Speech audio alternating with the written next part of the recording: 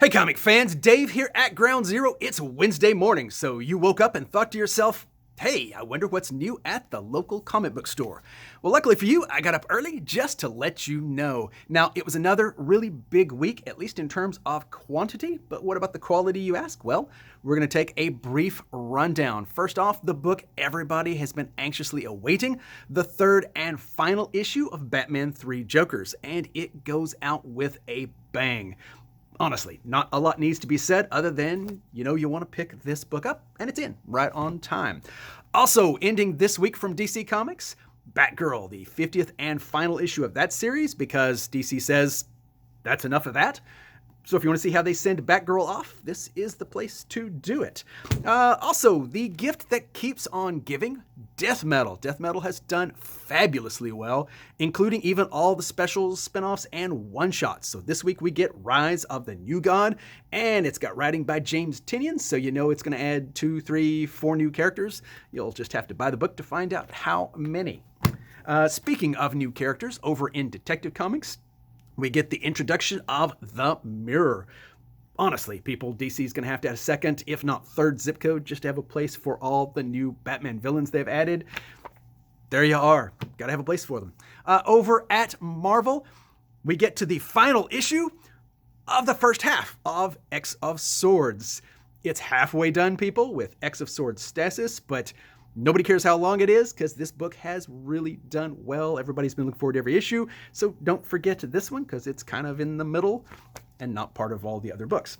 A couple other books from Marvel I'll mention is Strange Academy, just because people like it when I mention Strange Academy. It's been kind of a quiet, weird sleeper hit. Scotty Young doing a great job there. Also doing a really good job, and a book now people are starting to kind of forget about a little, is The Immortal Hulk. Al Ewing has really kept up the quality on this book. If you haven't tried it, you're going to want to go back and get the trades because the back issues of this are just stupid expensive. Still, it's an excellent series, really the best Hulk we've seen in a lot of years. One indie book I will mention is Spawn, because he does a tribute cover to Chadwick Boseman, and there you are. A lot of people have asked about it, and it's finally here. Don't have a lot of copies of it, but it's here for those of you who get here early.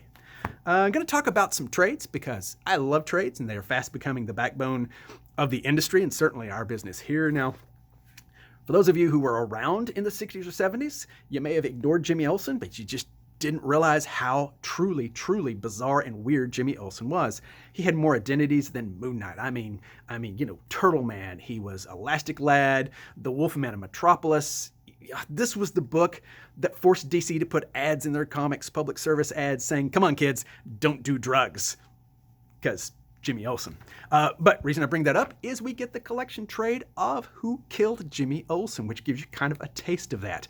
Matt Fraction's take on the truly wonderful weirdness that always has been Jimmy Olsen. Definitely worth the read if you're into something a little different. We also get a Power Rangers book that is an original graphic novel. Honestly, Power Rangers continues to just gain new readers, and these books are a good way to do it. From Marvel, we get Empire. That way now in a collected trade, you can come in and pick it up and say, hey, I heard this was really good, but I don't care, like you did before. From Image, Blue and Green. I ordered this book, if nothing else, because they got me with the Blue Note copy on the logo there. Weird. It's a really intense, weird book. If you're in the market for something like that, you don't get much more intense or weirder than what's in these pages. So, it's something you at least want to take a look at on the shelf. Or if you want to make me happy, you'll want to pick up this, the latest Fantastic Four Epic Collection. This covers the final issues that Lee and Kirby did together. Honestly, as far as I'm concerned, every comic fan, every comic collection worth its salt needs a complete run in some fashion of the Lee Kirby Fantastic Fours. And the Epic Collections are a good way to do that. So go Marvel, keep these available. Please don't ever take these out of print. Anyway, obviously start with the first one, but worth having on any shelf. That's really about it, other than to mention that the new issue of Previews is in. So you want to see what's coming out in the industry. You want to make sure you don't miss something like Last Ronin and not get your orders in. This is the place to do it. This is now the catalog for all of the industry, except for DC Comics, because they took their ball and went elsewhere. But for everything else, this is where you want to take a look at it, and it's in this week. Well, guys, see, told you, it would be brief. Hardly any jokes. there we are. As I say, every Wednesday, be sure and get out there this is the last time I will say, get out there and vote.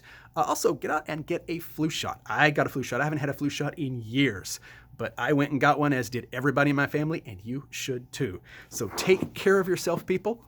Always remember, it's not about having what you want. It's about wanting what you have. We're still a couple hours away from opening. Guys, I look forward to seeing you on this drizzly, rainy October day.